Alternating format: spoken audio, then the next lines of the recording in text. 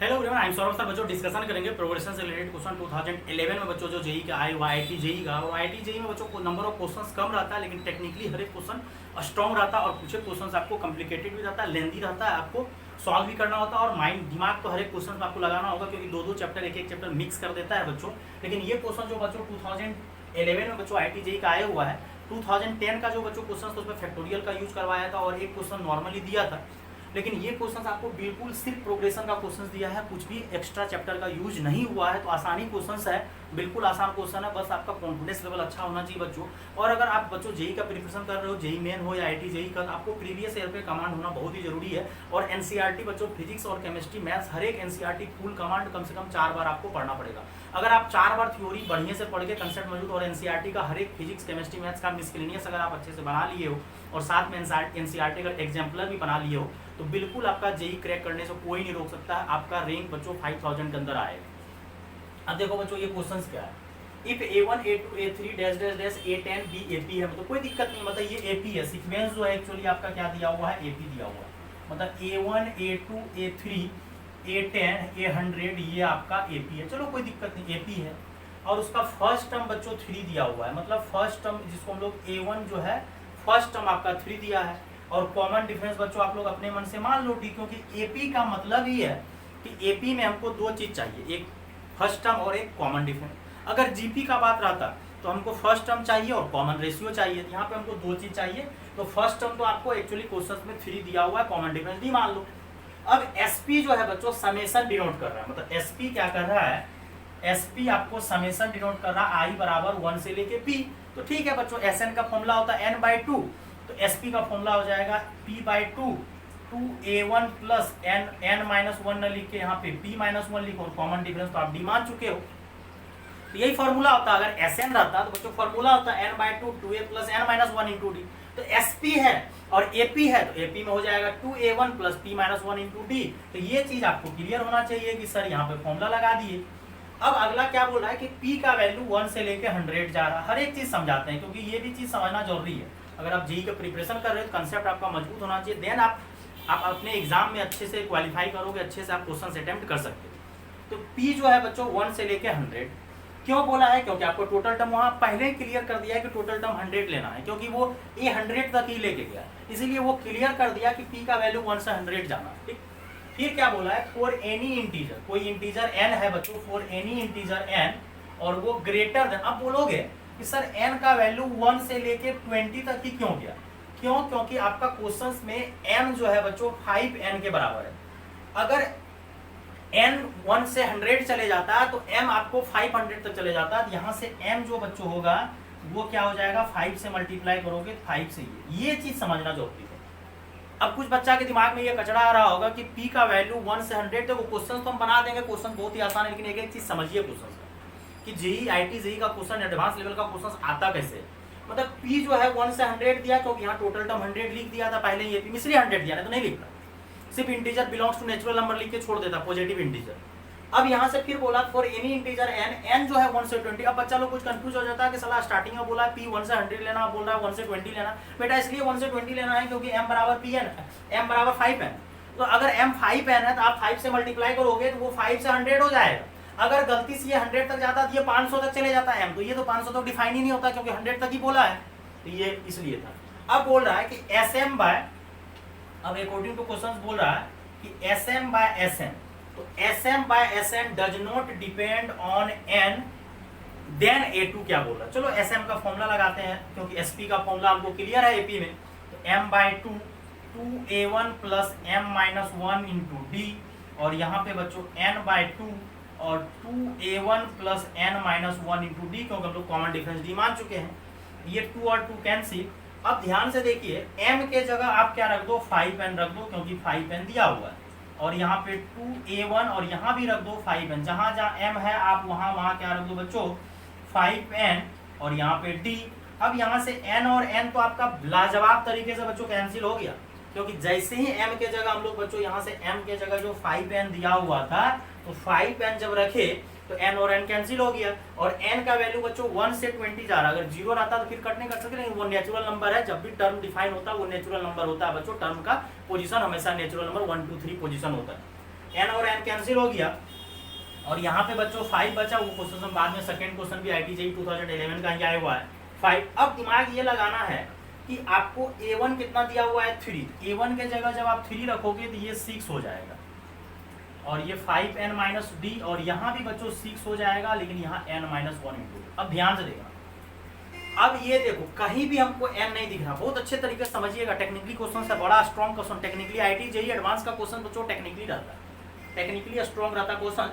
अब एक काम तो ये कर सकता है कि put d is equal to 0, क्योंकि जैसे ही d के जगह आप 0 रखोगे तो ये वाला 0 0 तो ये पूरा ये 0 हो जाएगा और ये भी 0 हो जाएगा। लेकिन जैसे ही A2 d के जगह 0 रखोगे तो एक्चुअली क्या हो जाएगा, हर एक टर्म जो है A1 A1 A1 हो जाएगा, क्योंकि वो कांस्टेंट टर्म हो जाएगा। हर एक टर्म क्या हो जाएगा, कांस्टेंट, क्योंकि कॉमन डिफरेंस अगर d आप 0 ले लोगे, क्योंकि अगर d पॉजिटिव लोगे तो इंक्रीजिंग आएगा, अगर d लेस देन 0 लोगे तो निगेटिव घटेगा। लेकिन अगर d 0 लोगे तो आपका फॉर्मूला होता है a plus D a plus 2d, ऐसे पढ़ते जाते हैं। तो आपको तो d अगर 0 लोगे कोई फर्क नहीं पड़ेगा।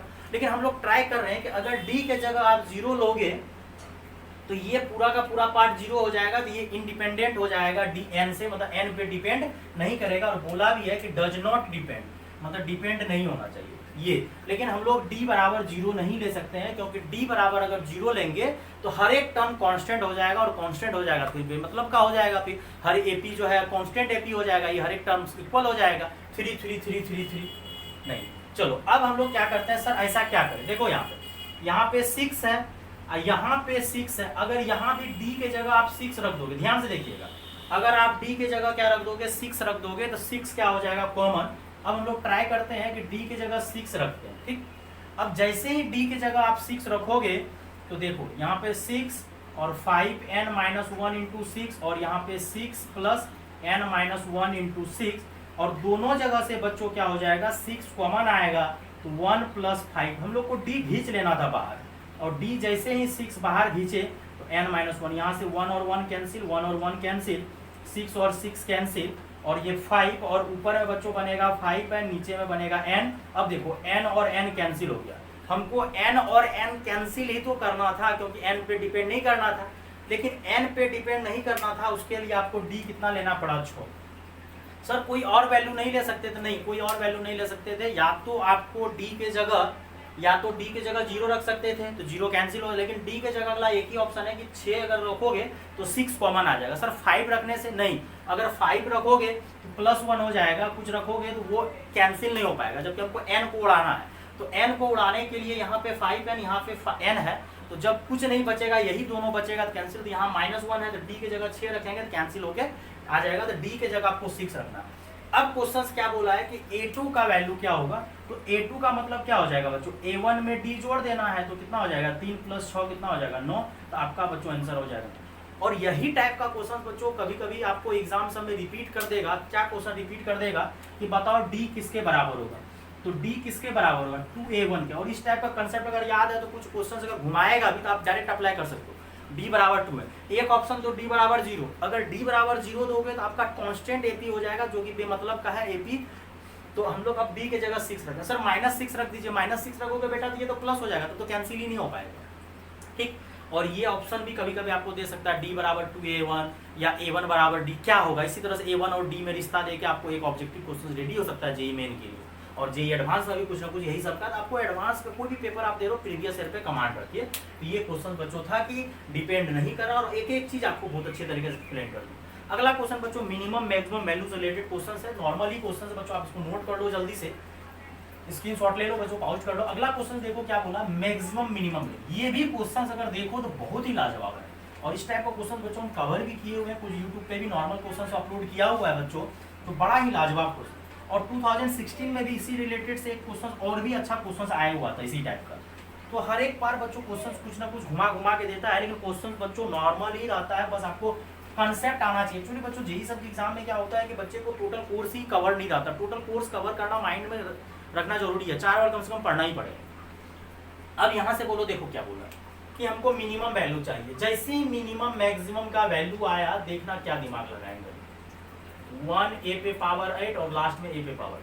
अब ध्यान से आप पहले देखिए, और क्वेश्चन में पहले ही बोल दिया ए ग्रेटर देन 0, क्योंकि ए ग्रेटर देन 0 ही लेना है, क्योंकि एम जीएम जब भी लगाना है तो एम जीएम लगाने के लिए आपको बच्चों पॉजिटिव नंबर होना चाहिए।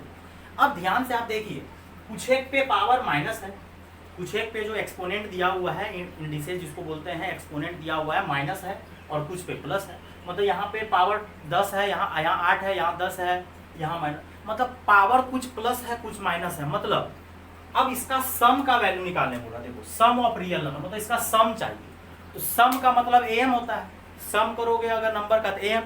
अब देखो कुछ पावर प्लस है और कुछ पावर माइनस है, सर ऐसा क्या करेंगे जिससे पावर खत्म होने का जुगाड़ है, तो मल्टीप्लाई अगर करोगे ना तो कुछ पावर प्लस कुछ पावर माइनस होके कैंसिल होके 0 पावर बन सकता है। लेकिन आपको दिमाग लगाना पड़ेगा कि पावर कैसो करके 0 बनाना है। लेकिन एक चीज हमको समझ में आ गया कि हमको सम बोला है और बोला है जीएम, तो एम ग्रेटर देन जीएम लगेगा। और ऐसे भी मिनिमम मैक्सिमम जब भी नंबर से रिलेटेड क्वेश्चन आए तो एम जीएम ही लगेगा। फिर दूसरी बात ये आता है, सर एम तो समझ में आया क्योंकि सम बोला है, तो सम का मतलब ही होता है बच्चों सम ऑफ रियल नंबर, अगर सबको जोड़ने बोला है तो एम। सर प्रोडक्ट आपको जीएम कैसे दिमाग में आया, जीएम बेटा इसीलिए आया क्योंकि अगर यहाँ कुछ पावर माइनस है और कुछ पावर प्लस है तो दोनों मल्टीप्लाई होगा तो पावर जुड़ेगा तो कैंसिल होके पावर 0।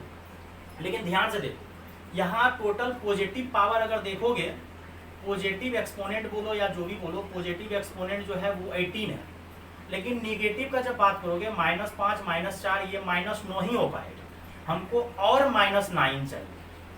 -5 और -4 को ऐड किए तो -9, लेकिन यहाँ पे -3 अगर सिर्फ एक a -3 लोगे तो -12 ही हो पाएगा, -12 ही हो पाएगा। लेकिन हम लोग क्या करेंगे, -9 चाहिए तो हम लोग इसलिए क्या करेंगे, ये a पे पावर -3 को 3 पार्ट में ब्रेक कर देंगे।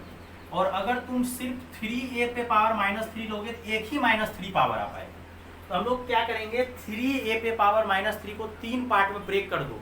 और बहुत अच्छे तरीके से क्वेश्चन सेट करके दिया था, 3 पार्ट में जैसे ब्रेक करोगे ये 3 3 3 9 हो जाएगा, -9 -9 18 -18 +18 कैंसिल। तो आपको बस इतना दिमाग लगाना था कि एम जीएम जो लगेगा बच्चों, a पे पावर -5 -4 -3, a पे पावर -3, a -3 को हम लोग 3 पार्ट में ब्रेक कर दिए, और +1 a पे पावर 8 a पे पावर 18। अब यहाँ से दिमाग ये लगाना था, एक्चुअली अगर आप क्वेश्चंस में देखोगे तो आपका टोटल टर्म जो है 3 3 6 दिया हुआ है, लेकिन जैसे ही आप इसको 3 पार्ट में ब्रेक किए तो टोटल टर्म 8 आ जाएगा। 3 3 6 3 3 6 2 8 8 से डिवाइड कीजिए। और ग्रेटर देन जीएम का मतलब बच्चों सबको क्या करना है, मल्टीप्लाई करना है, तो कर दीजिए मल्टीप्लाई। लेकिन जो नंबर पे एम जीएम लगा रहे हैं उसी नंबर को मल्टीप्लाई करना, किसी और को नहीं कर देना। और a पे पावर 10 और टोटल 1/8 हो जाएगा। अब जाके अगर आपको ये तीनों को मिला के फिर से 3 × a पे पावर -3 लिखना है तो लिख सकते हो, कोई दिक्कत वाली बात नहीं। लेकिन आपको एम जीएम लगाते टाइम इस बात का ध्यान रखना था कि इसको 3 पार्ट में जब तक ब्रेक नहीं करोगे तो ये कैंसिल नहीं कर पाएगा। और यहाँ से बच्चों आप फिर से इसको लिख सकते हो, या जैसा करो कोई दिक्कत नहीं है, इसको लिख सकते हो कोई दिक्कत नहीं। अब लिखो, लेकिन पहले एम जीएम लगाते टाइम उसको 3 पार्ट में ब्रेक करना जरूरी था। यहाँ पे बच्चों 10 होगा, 18 तो बाद में जोड़ने से होगा। अब देखो a पे पावर -5 -4 ये तो ऐड किया हुआ है, -18 1 और a पे पावर 18 पावर 1/8। अब तो ये तो दोनों कैंसिल होके a पे पावर 0 1 हो जाएगा, या ऐसा सोचो नेगेटिव पावर नीचे आएगा दोनों। अब ये 8 उधर चले जाएगा, तो यहाँ से बच्चों फाइनली इसका नाम अगर s दोगे तो s greater than equal to कितना आएगा 8। लेकिन आपको मिनिमम वैल्यू बोला है तो मिनिमम वैल्यू बच्चों क्या होगा 8। तो ये सब टाइप का क्वेश्चन बच्चों आपको दिमाग लगाना पड़ेगा। कुछ हम यूट्यूब लेक्चर पहले भी अपलोड किए हुए हैं बच्चों, लेकिन आपको इस तरह का क्वेश्चन दिमाग लगाना है कि पावर किस तरह से क्या किया जाए, कैंसिल किया जाए। सर यहाँ पे 3a पे पावर -3 था तो आप चलिए ब्रेक कर दिए, अगर कुछ और दे देते, कुछ नहीं 3 से डिवाइड करके ब्रेक कर देते जितना हमको जरूरी है। अगर हमको -12 पावर का जरूरत पड़ता तो उसको 4 से डिवाइड कर देते, 4 पार्ट में तोड़ देते, लेकिन तोड़ना बहुत जरूरी था तब जाकर क्वेश्चन बनेगा। तो ये 2011 का सिर्फ प्रोग्रेशन से ही रिलेटेड क्वेश्चन था, कोई एक्स्ट्रा एंट्री नहीं किया था, लेकिन दोनों क्वेश्चन बहुत ही अपने जगह पे बहुत ही अच्छा क्वेश्चन था। एक इंडिपेंडेंट वाला जिसमें कि डी बराबर, ये याद भी रख सकते हैं, डी बराबर 2a1। तो ये 4 ऑप्शन देकर आपको कभी भी रिपीट कर सकता है कि डी बराबर a1 होगा, कि डी बराबर 2a1 होगा, या a1 बराबर 2d होगा, या इस तरह से क्वेश्चन दे देगा तो आप कर सकते हो। और डी 0 नहीं लिए क्योंकि कॉन्स्टेंट हो जाएगा, और ये क्वेश्चन मैक्सिमम मिनिमम से था, एम जीएम लगा है। और किस तरह से पावर को किया जाए, क्योंकि इधर तो 18 पावर हो चुका है, और इधर आपको 9 पावर -9 है, तो यहाँ से भी -9 चाहिए, इसलिए हम इसको 3 पार्ट में ब्रेक कर दिए बच्चों। तो आपको IIT जेई का प्रीवियस ईयर हो या जेई मेन का प्रीवियस ईयर हो, हर एक पे आप फोकस करो। और यूट्यूब पे बच्चों लेक्चर हमेशा अपलोड होते रहता है, कोशिश करते हैं जितना ज़्यादा हो सके। और क्लासेस भी बच्चों लिया जाता है, जो ज्वाइन करना चाहते हैं ज्वाइन कर सकते हैं। रेगुलर कोर्स जिसको करना है 11 12 जेई हर एक का प्रिपरेशन बच्चे अपने पास होता है। थैंक यू बच्चों।